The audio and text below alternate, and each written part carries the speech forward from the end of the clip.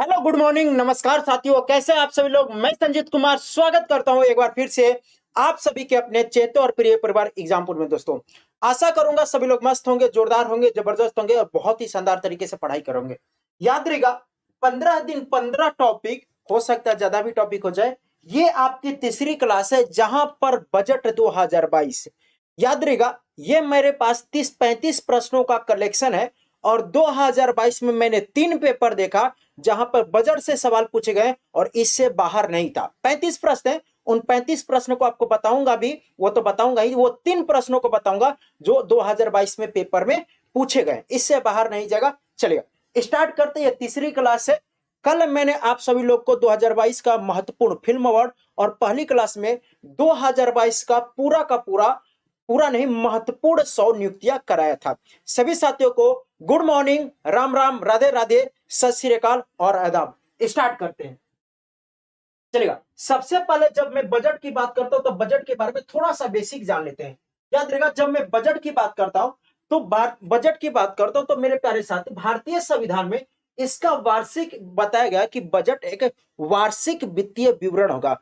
यह किस अनुच्छेद में बोला गया? तो यह अनुच्छेद 112 में बोला गया। अनुच्छेद 112 में बोला गया बजट वार्षिक वित्तीय विवरण। यह अनुच्छेद 112 याद रहेगा, ठीक है।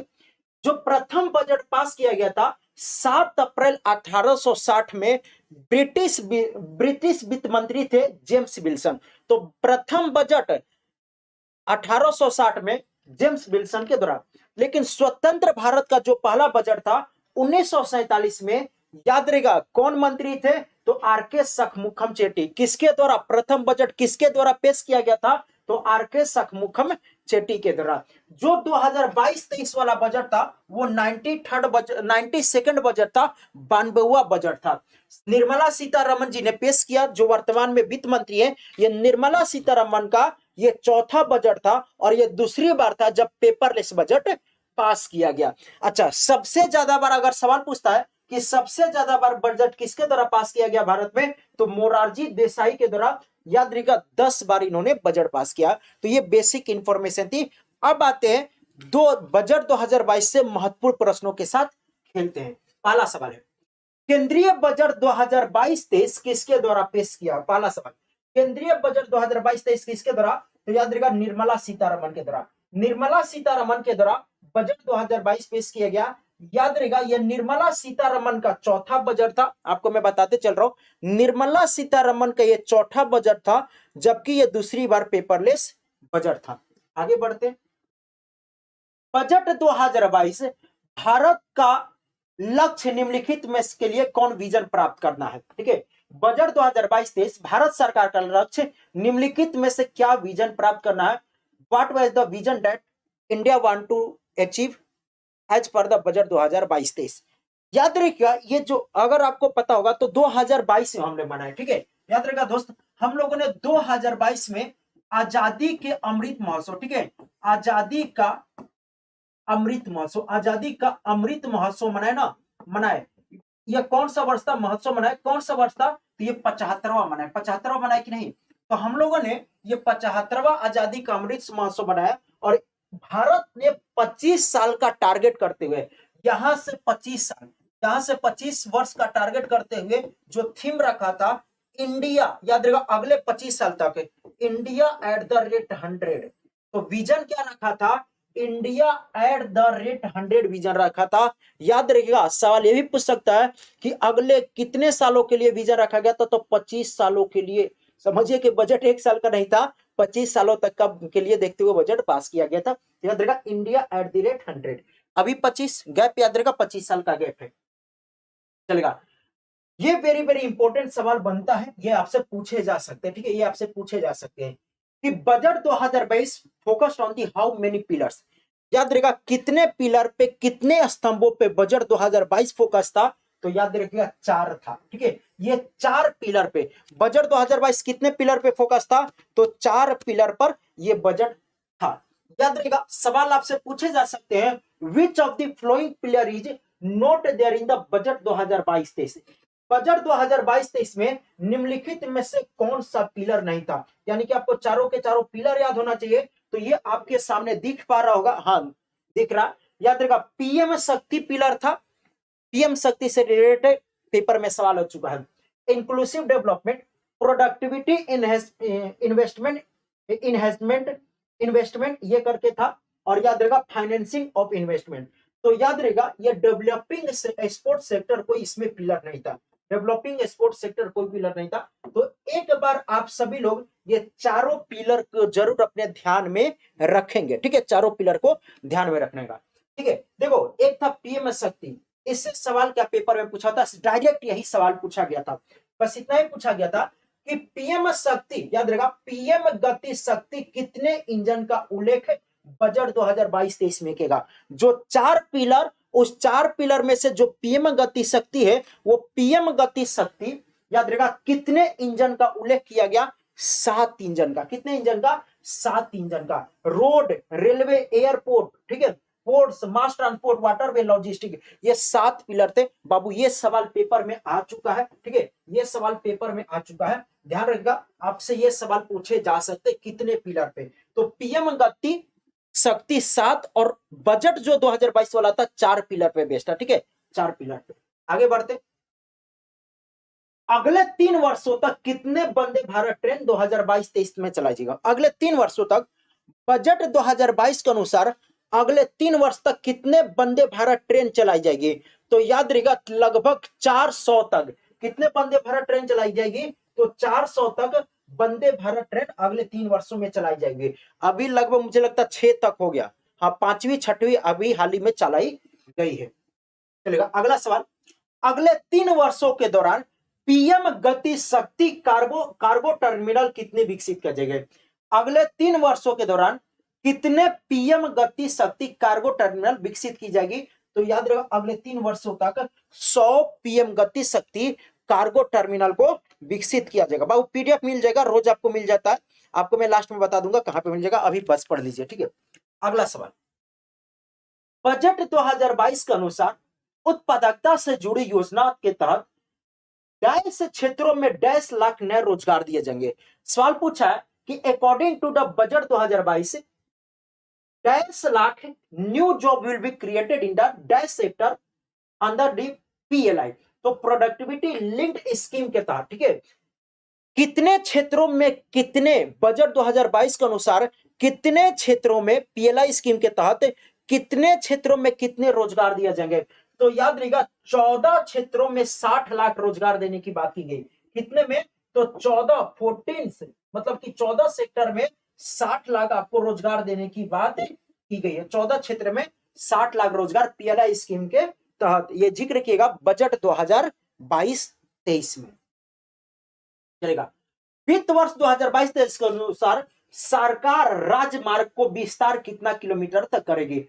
Government, how many kilometre will be the government expand the highways in the financial year 2022-23, तो 2022-23 में जो रोड हो जाते हैं उनका कितना किलोमीटर तक विस्तार किया जाएगा, तो याद रहेगा उनका 25,000 किलोमीटर तक विस्तार किया जाएगा। कितना, 25,000 किलोमीटर तक विस्तार किया जाएगा। अगला सवाल, 25,000 किलोमीटर राष्ट्रीय राजमार्ग विस्तार के लिए कितना करोड़ रुपए का लागत होगा, ठीक है, तो याद रहेगा ये जो 25,000 जो किलोमीटर होगा, जो 25,000 किलोमीटर विस्तार करना है भाई साहब, नेशनल हाईवे का उसमें पैसा भी तो लगेगा ना, उसके लिए कितना लागत की बात की गई है, तो उसके लिए 20,000 करोड़। तो ध्यान रहेगा नेशनल हाईवे का विस्तार होगा 25,000 किलोमीटर, जहां पर 20,000 करोड़ रुपया लगने वाले हैं, 20,000 करोड़ रुपया लगने वाले हैं, ठीक है। चलेगा आगे बढ़ते, उत्तर पूर्व, याद रहेगा उत्तर पूर्व योजना के लिए पीएम, याद रखा पीएम डिवाइन पहल, ठीक है, पीएम विकास पहल के कितना परिव्यय खर्च होगा, तो ध्यान से पहले सुन लीजिए कि उत्तर पूर्व का जो राज्य हो जाता उनके लिए एक योजना लॉन्च किया गया उत्तर पूर्व के लिए, पीएम डिवाइन करके, ठीक है, पीएम डिवाइन। कौन सा योजना, तो पीएम डिवाइन। पीएम डिवाइन सवाल पूछेगा कि किन राज्यों के लिए था, किन राज्यों के लिए पूछ लेगा, नॉर्थ राज्यों के लिए, साउथ राज्यों के लिए, अरब सागर से लगे राज्यों के लिए, या नॉर्थ राज्यों के लिए, या नॉर्थ ईस्ट राज्यों के लिए, तो याद रहेगा यह उत्तर पूर्व के लिए था पीएम डीवाई, ठीक है, डिवाइन योजना, पीएम डिवाइन योजना, पीएम डिवाइन। तो जो पीएम डिवाइन योजना था भाई साहब ये किसके लिए था, ये नॉर्थ ईस्ट स्टेट के लिए, ठीक है, उत्तर पूर्व राज्यों के लिए। ध्यान से रखिएगा, किसके लिए? उत्तर पूर्व राज्यों के लिए था। सवाल पूछा इसमें कितना लागत आएगा, तो यहाँ पे 1,500 करोड़ रुपया, ठीक है, 1,500 करोड़ रुपया इसके तहत लागत वाले हैं। 1,500 करोड़ रुपया पहले, मतलब कि यहाँ पर पहले इनिशियल फेज में, पहले फेज में, ठीक है, पहले फेज में 1,500 करोड़ लागत लगेगी। याद रहेगा किस राज्यों के लिए? उत्तर पूर्व राज्यों के लिए। नॉर्थ ईस्ट, अरे गधा, नॉर्थ ईस्ट भी नहीं पता? नॉर्थ ईस्ट इधर मेघालय, त्रिपुरा, अरुणाचल प्रदेश, असम, नागालैंड, मिजोरम, चलेगा। प्रधानमंत्री आवास योजना के तहत 2022-23 में डैश घरों को पूरा करने के लिए डैश रुपए आवंटित की जाएगी। तो सवाल पूछा कि प्रधानमंत्री आवास योजना के तहत कितने घरों को देने के लिए कितनी रकम दी जाएगी, ठीक है, कितने घरों के लिए कितनी रकम। तो याद रहेगा प्रधानमंत्री आवास योजना के तहत मेरे प्यारे साथी, याद रहेगा 80 लाख घरों के लिए, कितने? 80 लाख घरों के लिए, 80 लाख घरों के लिए कितना पैसा बाबू? तो 80 लाख घरों के लिए 48,000 करोड़ रुपया, ठीक है, 80 लाख घरों के लिए 48,000 करोड़ रुपया। समझे मेरी बातों को? देखो आप ना थोड़ा सा ध्यान रखोगे तो चीजें आपको याद हो जाएगा। जैसे मैंने बताया कि भाई साहब देखो, आपको अमाउंट लग रहा होगा, कितना अमाउंट कैसे याद रखेगा? तो मैंने बताया पीएलआई स्कीम के तहत 14, पीएलआई स्कीम के तहत 14 क्षेत्र में हमने क्या बोला? 14 क्षेत्र में कितना रोजगार देने की बात की गई थी? तो 14 क्षेत्रों में 60 लाख रोजगार देने की बात की गई, ठीक है। याद रखिएगा 14 क्षेत्र में यहाँ पे 60 लाख रोजगार, 14 क्षेत्र में कितना? 60 लाख रोजगार देने की बात की गई थी। एक ये हो गया। एक मैंने बताया कि भाई साहब रोड के लिए बता, रोड के लिए विस्तार कितना बच्चे विस्तार? तो 25,000 किलोमीटर का विस्तार होगा, 25,000 किलोमीटर का विस्तार। लागत कितना बताया? 20,000। देखो याद करना कितना आसान है, बस यही तो बात है, देखने की बात है। 20,000 करोड़ रुपया, ठीक है, 20,000 करोड़ रुपया लगने वाले हैं। और दूसरा याद रहेगा 80 लाख घरों के लिए 48,000 करोड़ रुपया, 80 लाख घरों के लिए 48,000 करोड़ रुपया। इस तरीके से याद करना, रोना नहीं है, ठीक है, रोना नहीं है, मेहनत से याद करना। थोड़ा सा जल्दी जल्दी से बढ़ते, समय ने मुझे 1 घंटा का समय मिलता ना आपको याद करा कर भेज देता, लेकिन मैं पहले बहुत बार करा चुका हूं, तो मुझे लगता है आपके लिए याद हो जाएगा। हर घर नल से जल योजना के तहत, ठीक है, बजट 2022-23 में कितनी धनराशि दी जाएगी? तो हर घर नल से योजना के तहत, तो याद रहेगा 3.8 करोड़ घर के लिए, 3.8 करोड़ ये घर के लिए कितना पैसा दिया गया? तो याद रहेगा 60,000 करोड़, ठीक है, 60,000 करोड़ 3.8 करोड़ घरों के लिए। चलेगा। डाकघर, ठीक है, डाकघर के पूछा, डाकघर what percentage of the post office will come under the core banking system? तो कोर बैंकिंग सिस्टम के तहत, कोर बैंकिंग सिस्टम के तहत डाकघर का कितना परसेंट आएगा? तो याद रखिएगा ये 100% बजट 2022-23 में जिक्र किएगा। अगले सवाल की तरफ बढ़ते हैं। पीरल आबादी और सीमित बुनियादी ढांचे सीमावर्ती गांवों के लिए कौन सा एक प्रोग्राम शुरू किया गया, ठीक है, कार्यक्रम शुरू किया? Which program has been launched for the border village with the sparse population and limited infrastructure? तो आप देखते होंगे कि, देखते क्या होंगे, जो पड़ोसी देश से समझिए कि जो बॉर्डर एरिया हो जाता है, जो बॉर्डर वाले गांव हो जाते हैं, वहां पर इंफ्रास्ट्रक्चर ज्यादा ध्यान नहीं दिया जाता और ज्यादा तरीके से विकसित नहीं है, तो उनको प्रॉपर तरीके से विकसित करने के लिए कौन सा एक योजना लॉन्च किया गया? तो वाइब्रेंट विलेज योजना। किसके द्वारा? वाइब्रेंट विलेज योजना, वाइब्रेंट विलेज प्रोग्राम लॉन्च किया, वाइब्रेंट विलेज प्रोग्राम। इसको इंपॉर्टेंट दोस्त मार लीजिएगा, ठीक है, वाइब्रेंट विलेज प्रोग्राम। आगे बढ़ते हैं। पहले चरण में गंगा नदी के किनारे कितने किलोमीटर चौड़े गलियारों में किसानों के जमीन पर फोकस करते हुए रासायनिक मुक्त प्राकृतिक खेती को बढ़ावा दिया जाएगा? बोला क्या भाई साहब, यहां पर रासायनिक मुक्त खेती को बढ़ावा दिया जाएगा। पहले फेज में कितने किलोमीटर तक गंगा के किनारे, इस बात को ध्यान रखेगा। तो पहले फेज में इसको 5 किलोमीटर तक, पहले फेज में कितना दोस्त? तो 5 किलोमीटर तक। अगला सवाल ये आपसे पूछे जा सकते हैं, पेपर में पूछे जा सकते हैं। हाँ आपको बता दूं, डिवाइन योजना ये बाबू पेपर में आ चुका, ठीक है। मैंने एक तो बताया वो पिलर आया था, और एक डिवाइन योजना। डिवाइन योजना कहां पर है? डिवाइन योजना बच्चे ये पेपर में आ चुका, पीएम डिवाइन, ठीक है। कहा गया, कहा गया, हाँ पीएम डिवाइन ये पेपर में आ चुका है, ठीक है दोस्त। चलिए, एक किसान ड्रोन करके आया था, चलेगा, अगला सवाल हो जाता। हाँ हाँ, अगला सवाल आपके सामने क्या हो जाता, अगला सवाल क्या हो जाता है, इस बात को ध्यान रखा। अगला सवाल होता one class one TV channel, ये पीएम ई विद्या के चैनल के तहत, पीएम ई विद्या कार्यक्रम के तहत 12 टीवी चैनलों से बढ़ाकर कितना किया जाएगा। One class one TV channel PM e Vidya कार्यक्रम को 12 टीवी चैनल से बढ़ाकर कितना किया जाएगा, तो 12 टीवी चैनल से बढ़ाकर 200 किया जाएगा। 12 टीवी चैनल से बढ़ाकर कितना किया जाएगा, तो 12 टीवी चैनल से बढ़ाकर यह 200 किया जाएगा। इंपॉर्टेंट मार लेना। अगले सवाल की तरफ बढ़ते हैं, ठीक है। चलिए, सवाल पूछा डिजिटल बैंकिंग को प्रत्येक नागरिक तक पहुंचाने के लिए डैश जिलों में डैश बैंकिंग यूनिट शुरू की जाएगी। तो डैश जिलों में यहाँ पे एक डैश हो जाएगा, ठीक है।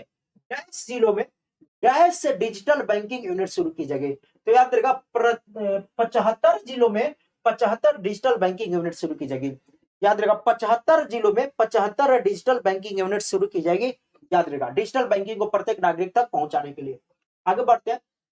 चलिए, अगला सवाल है न्यूनतम समर्थन मूल्य एमएसपी संचालन के तहत गेहूं तथा धान की खरीद के लिए सरकार कितनी धनराशि प्रदान करेगी। तो याद रहेगा 3.37 करोड़ 3.37 करोड़ रुपया ये प्रोवाइड करने वाले। चलिए, अगला सवाल हो जाता आत्मनिर्भर भारत को बढ़ावा देने के लिए घरेलू रक्षा आयोग के लिए पूंजीगत खरीद बजट का कितना प्रतिशत निर्धारित किया जाएगा।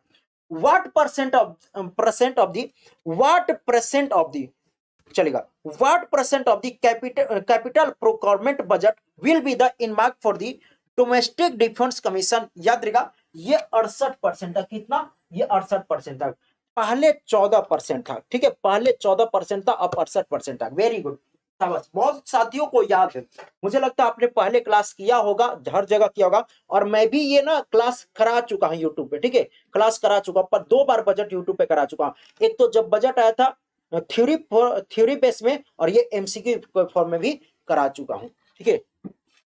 अगला, राज्य सरकार के कर्मचारियों के लिए एनपीएस की कर कटौती में सीमा 10% से बढ़ाकर कितना परसेंट कर दिएगा। तो ये 10% से बढ़ाकर कितना कर देगा, याद रखिएगा 14% कर देगा, ठीक है। The limit of the tax reduction in the MPS for the state government employ has been increase from the 10% to 14%।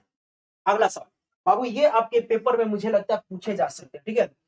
Digital currency किसके द्वारा लॉन्च की गई, तो आरबीआई के द्वारा। आरबीआई के द्वारा डिजिटल करेंसी लॉन्च की गई, और इससे बहुत ज्यादा इंपॉर्टेंट ये हो जाता है कि भाई साहब किसी भी डिजिटल करेंसी पर आपको कितना टैक्स देना होगा। कोई भी डिजिटल करेंसी लेते हैं, या डिजिटल कोई भी मतलब कि सामान वगैरह भी इलेक्ट्रॉनिक चीजें करते हो, तो आई थिंक उस पर भी था।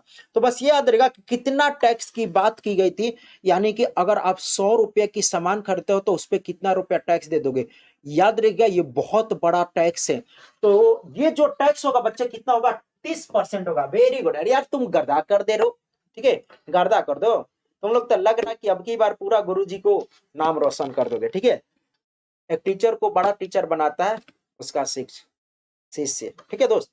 तो अब की बार गर्दा करके आओगे, ठीक है, गर्दा करके आओगे जेडी वाले। अभी आपको एक सरप्राइज भी मिलेगा, चलेगा। तो कोई भी सामान खरीदोगे तो कितना टैक्स लगेगा, तो आपको टैक्स लगेगा बच्चे, कितना टैक्स लगेगा, तो 3.30%। अगला सवाल, बजट 2022-23 में कुल कितना व्यय था, कुल कितना व्यय था। तो बजट 2022-23 की बात करता हूं, बजट 2022-23 की बात करता हूं, तो याद रहेगा वो कितना था बच्चे, तो ये था 39.45 लाख करोड़, ठीक है।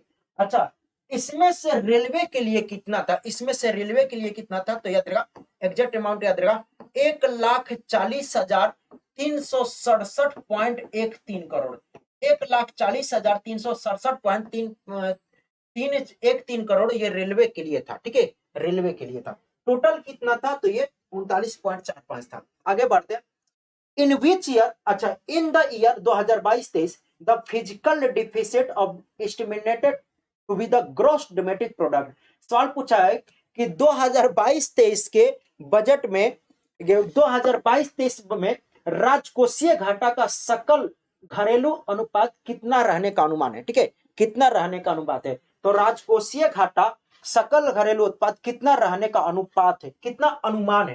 तो देखो ध्यान से सुनिएगा, हम ये भी आपसे पूछा जा सकता है कि हमने जो 2021-22 वाला बजट पास किया था, ठीक है, 2021-22 वाला बजट था, तो यहां पर 2021 और 22 वाला में हमने क्या रखा था, इतना अनुमान था, ठीक है, इतना अनुमान था, जबकि कितना रहा था, एक्चुअल कितना रहा था, तो 2021-22 में यह एक्चुअल रहा था, ठीक है, ये एक्चुअल राजकोषीय घाटा रहा था। जबकि हमने 2022-23 के बजट में कितना अनुमान रखा, तो हमने रखा, याद रहेगा, 6.4 रखा, ठीक है, याद रखा, ये 2022-23 के लिए रखा। ये आपसे सवाल पूछे जा सकते हैं, इंपॉर्टेंट वन था, ठीक है, ये आपसे सवाल पूछे जा सकते, ठीक है। कितने नदियों को जोड़ने वाली डीपीआर मसौदा तैयार किया गया, तो याद रहेगा, ये 5 नदियों को जोड़ने वाली, ठीक है, 5 नदियों को जोड़ने वाली। आगे बढ़ते हैं, थोड़ा सा जल्दी बढ़ते हैं क्योंकि अगली क्लास भी हमें जल्दी स्टार्ट करनी है, ठीक है, चलेगा। बैटरी चार्जिंग स्थापित करने और बाधाओं को ध्यान रखते हुए कौन सी नीति चलाई जाएगी। तो अब क्या होगा कि बहुत सारी चीजें इलेक्ट्रिक व्हीकल आएंगी। मान लो आपके पास क्या हो जाता, पेट्रोल, जब गाड़ी चला तो पेट्रोल भरवाना होता है, तो आप क्या करते हो, पेट्रोल बीच में खड़ा खत्म हो जाता है तो आप पेट्रोल पंप पे भरवा लेते हो। लेकिन मान लीजिए आपकी बैटरी वाली गाड़ी है, बैटरी डिस्चार्ज हो गया, क्या करोगे, तो आप क्या करोगे कि भाई साहब जाओगे, बैटरी को, अपनी वाली गाड़ी का बैटरी वहां पे रख दोगे, वहां से चार्ज बैटरी होगी, लेकर जा सकते हो। ये योजना है, याद रखेगा। इस योजना का क्या नाम हो जाता है, battery transfer policy, battery exchange policy, alternate battery policy, या बैटरी स्वैपिंग पॉलिसी। इसका नाम हो जाता है बैटरी स्वैपिंग पॉलिसी, ठीक है, बैटरी स्वैपिंग पॉलिसी इसका नाम हो जाता है। अगला सवाल, बजट 2022-23 के अनुसार अमृत काल की समय सीमा बताना। तो मैं पहले ही बताया था, दूसरा तीसरे क्वेश्चन में बताया कि बजट 2022-23 के साथ अमृत काल की समय सीमा क्या है। तो मैंने बोला, देखिए ध्यान से थोड़ा सा देखिएगा बच्चे, मैंने आपको थोड़ी देर पहले ही समझाया था, पहले प्रश्न में, पहले या दूसरे प्रश्न में क्या समझाया था, ध्यान से सुनिए, रट्टा मारने की ज्यादा जरूरत नहीं है। मैंने बाबू आपको बताया कि देखो यहाँ पे था कि बजट 2022-23 का विजन क्या है। तो 22-23 का विजन है India at the rate 100, India at the rate 100। ये है क्या, तो वर्तमान में हम लोगों ने 2022 में आजादी का अमृत महोत्सव 75वां मनाया था। अब जब ये 100 वर्ष तक जाएगा, इंडिया एट द रेट 100 जाएगा, तो ये समय टोटल कितना जरा, तो 25 वर्षों का जरा, कितना, 25 वर्षों का। तो यहीं पे आपसे सवाल बनाया गया, ये खुद इससे सवाल बनाएगा बच्चे, खुद इससे सवाल बनाए गए हैं, ठीक है। तो कितने वर्ष हो जाएगा, 25 वर्ष। तो गणित थोड़ी अच्छा, विपुल सर, अभिनंदन सर, तो भाई गणित बहुत अच्छे से पढ़ा रहे। तो याद रखा, according to the budget 2022-23 what is the time limit for the Amritkaal, ये भाई साहब कितना है, 25 वर्षों का है, ठीक है, 25 वर्षों का है। आगे बढ़ते, पीपीपी मॉडल पर कितने मल्टी मॉडल लॉजिस्टिक पार्क बनाने की घोषणा की गई। How many multi model logistic park have been announced to set up the PPP model. तो याद रखा, कितने बच्चे, 4, ठीक है, कितने, 4। आगे बढ़ते, रेल नेटवर्क, अच्छा, रेल नेटवर्क को सुरक्षित बनाने के लिए किस तकनीक के तहत 2000 किलोमीटर रेलवे नेटवर्क को तैयार किया जाएगा, किस तकनीक के तहत। ध्यान रखिएगा, यह तकनीक को लॉन्च भी कर दिया गया है भारत में। ये है क्या, मान लीजिए कि एक ट्रेन इधर से जा रही है, ठीक है, एक ट्रेन इधर से जा रही है, और एक ट्रेन क्या हो जा रही है, इधर से आ रही है, ठीक है, ये मान लीजिए कि पटरी हो गई, ये पटरिया हो गया। कभी कभी आपने देखा होगा कि आमने से एक ट्रेन आई इधर से सू, एक ट्रेन इधर से आ रही सू, और फिर क्या होती है, आके लड़ जाती है, भिन्न हो गया काम गड़बड़। तो याद रहेगा, एक तकनीक बनाया जाएगा, होगा क्या कि मान लीजिए कि यहाँ पर चीजें कुछ ऐसे लगा हुआ, क्या होगा, कुछ डिस्टेंस पे क्या होगा कि मान लीजिए कि एक ट्रेन आती है, यहाँ पर आती है, ठीक है, एक ट्रेन, तो जैसे ही कुछ लिमिटेड डिस्टेंस पे आती है, तो इसको पता चल जाएगा कि मेरे सामने से ट्रेन आ रही है, इसको भी पता चल जाएगा मेरे सामने से ट्रेन आ रही है, तब जाकर वो स्पीड धीरे धीरे कम कर देंगे। ये जो आ रही थी ना सू, ये आ रही थी सू, जाके भड़ाम, अब ऐसे सू सू सू, ये तो गड़बड़ हो गया, ये तो बच्चों के लिए आवाज निकाली जाती है, जू जू करे तो जू आवाज आ गई, ठीक है, चलिएगा। कभी कभी चीजें चलो, तो याद रखिएगा। अच्छा, ये किस साइंटिस्ट ने बताया कि ये जो आवाज निकालते इसके कारण बच्चों को 1 नंबर करते हैं, ये किस साइंटिस्ट ने, मुझे उसको पता करना है। ये प्राचीन काल में ना हमारे माता दादी लोग से जरूर पूछना पड़ेगा कि मम्मी ये जो आवाज निकालती थी आप लोग, ये कहां से ज्ञान की प्राप्ति है, वो भी बोल देंगे कि कहीं कहीं से, ठीक है, चलेगा। तो इसका तकनीक का नाम रखा गया था कवच तकनीक, ठीक है, कवच तकनीक रखा गया था, कवच तकनीक रखा गया था। चलो यार, तुम भी बोलोगे गुरुजी आप खतरनाक हो। अगले सवाल की तरफ बढ़ते हैं। Under the production link PLI scheme, ठीक है, PLI scheme in how many sector and additional production of 30 lakh crore will be made in the next 5 year. तो पीएलआई स्कीम के तहत कितने सेक्टर में 30 lakh crore will be made, 30 lakh crore रुपए मदाने का लक्ष्य रखा गया। तो याद रहेगा इसके लिए 14 क्षेत्र बताया, 14 क्षेत्रों में रोजगार कितना दिया जाएगा, 14 क्षेत्र होंगे और 60 लाख रोजगार की भी तो बात की गई, 60 लाख रोजगार, ठीक है, 60 लाख रोजगार 30 लाख करोड़ रुपए को यूज करते हुए चलेगा। राष्ट्रीय रोपवे विकास कार्यक्रम का क्या नाम है? आपने मेरे प्यारे साथी भारतमाला परियोजना का नाम सुना होगा, आपने सागरमाला परियोजना का नाम सुना होगा, अब एक आ गया पर्वतमाला परियोजना, ठीक है, पर्वतमाला परियोजना। तो राष्ट्रीय रोपवे विकास परियोजना, ठीक है, राष्ट्रीय रोपवे विकास परियोजना। तो आपने रोपवे का नाम सुना होगा, खासतौर पर पर्यटन स्थलों पे आपको देखने को मिल जाता है, ठीक है। रस्सी एक समझिए कि क्या होता, इस तरीके से रस्सी होता है, रस्सी होता है, उसमें इस तरीके का समझिए बैठकर लोग जाते रहते। तो ये 60 किलोमीटर में 8 रोपवे बनाई जाएगी, पर्वतमाला परियोजना। देखो सागरमाला परियोजना का संबंध किससे हो जाता है, तो सड़क से हो जाता है, ठीक है, सागरमाला परियोजना का संबंध किससे हो जाता है, सड़क से होता, सॉरी पर भारतमाला का, सागरमाला परियोजना का ये बंदरगाह वगैरह को जोड़ता, ये बंदरगाह समुद्र तट वगैरह को इस तरीके से जोड़ता। अब ये क्या हो जाता, तो ये क्या होगा, रोपवे के लिए, रोपवे के लिए पर्वतमाला परियोजना, पर्वतमाला परियोजना। बस बच्चे जल्दी से खत्म करते हैं, याद रहेगा। और अगले क्लास में सभी लोग जुड़िएगा, अगले क्लास में बस 2 मिनट के हो सकता है लेट हो जाए, क्योंकि इसको खत्म करके वहां पे मिलते हैं 6 बजे वाली 360 डिग्री वाली संदारसी, भूटान पढ़ेंगे, ऑस्ट्रेलिया पढ़ेंगे, मानचित्र वगैरह, तो जुड़ जाना। सूक्ष्म लघु और मध्यम एमएसएमई के लिए 6000 करोड़ की फंडिंग के साथ कौन सा प्रोग्राम शुरू किया गया था, तो रैंप प्रोग्राम शुरू किया गया था, ठीक है, रैंप प्रोग्राम शुरू किया गया था, raising and acceleration MSME program. तो एमएसएमई को बढ़ावा देने के लिए इसका नाम ही था रेजिंग एंड, ठीक है, रेजिंग एंड, रैंप था ना, रैंप था, raising and accelerating MSME programme, raising and A से 2 याद रखा, raising and accelerating MSME programme, MSME programme, ठीक है, चलेगा।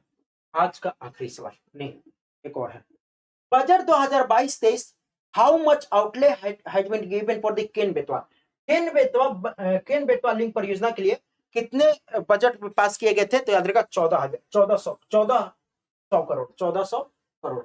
आगे बढ़ते, अच्छा ये सवाल पेपर में आया हुआ था, ठीक है बच्चे, पेपर में सवाल आया हुआ, फसल मूल्यांकन भूमि, ठीक है, फसल मूल्यांकन भूमि अभिलेख के डिजिटलीकरण और कीटनाशकों को, अरे सिंपल सी बात है, इतना ध्यान सुनना, फसल मूल्यांकन भूमि अभिलेख और डिजिटलीकरण कीटनाशक और पोषक तत्वों को छिड़काव के लिए कौन सा ड्रोन चलाएगा, समझो किसान के मदद के लिए छिड़काव करना, ध्यान रखना, उसके लिए एक ड्रोन चलाएगा, उस ड्रोन का नाम हो जाता है किसान ड्रोन, उस ड्रोन का क्या नाम होता था, किसान ड्रोन। तो ये 35 प्रश्न थे, आप मुझे बताइएगा कि आपको क्लास कैसी लगी, कमेंट करके।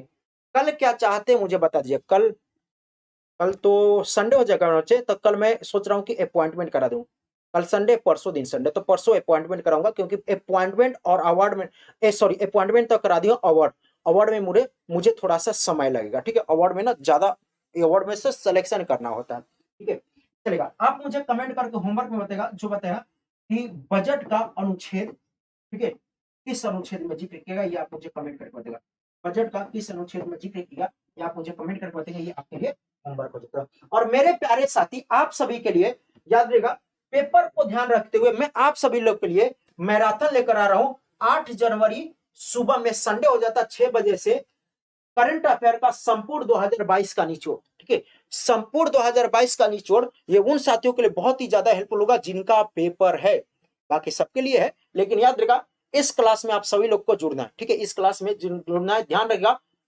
8 जनवरी, इसको दिमाग में छेड़ लीजिएगा। क्लास कैसी लगी कमेंट करके जरूर बताएगा, आशा करूंगा आपको क्लास बहुत ही अच्छी लगी होगी। मिलते हैं सभी लोग, यहाँ से आ जाएंगे कितने, 6 बजे वाली क्लास में, ठीक है, सभी लोग 6 बजे वाली क्लास में आ जाइए, 360 डिग्री वाली डेली करंट अफेयर शानदार, वहां पे भी आज मैं आप लोग को कुछ महत्वपूर्ण चीजें देने वाले, कुछ क्या बहुत ही सारी चीजें मिलती है, लेकिन रिवीजन के तौर पे भी आपको कुछ महत्वपूर्ण चीजें मिलेगा, नियुक्ति कुछ अलग नियुक्ति मिलेगा, महिलाओं की नियुक्ति 2022 में जितनी भी महिलाओं की नियुक्ति की गई, और मार्च का इंपॉर्टेंट दिवस कराने वाले हैं। Love you all, take care, जय हिंद, मिलते हैं 6 बजे, ध्यान रखिएगा। और कल क्या टॉपिक चाहिए आप भी एडवाइस करके बताएं, आज पता है मैं कुछ और कराने वाला था स्पोर्ट्स रिलेटेड, लेकिन आप ही लोगों में से कुछ ही लोगों ने बताया था, 2 लोगों का कमेंट था, तभी मैं बजट कराया। ठीक है, love you all, take care, जय हिंद। मैं आपका कमेंट और ये देखता हूं कि कहां से सवाल पूछे जा सकते हैं, इसको वरीयता में रखते हुए इस सेशन को लाता हूं। ठीक है, कमेंट जरूर कीजिएगा और कैसी क्लास लगी जरूर बताएगा। Love you all, take care, जय हिंद।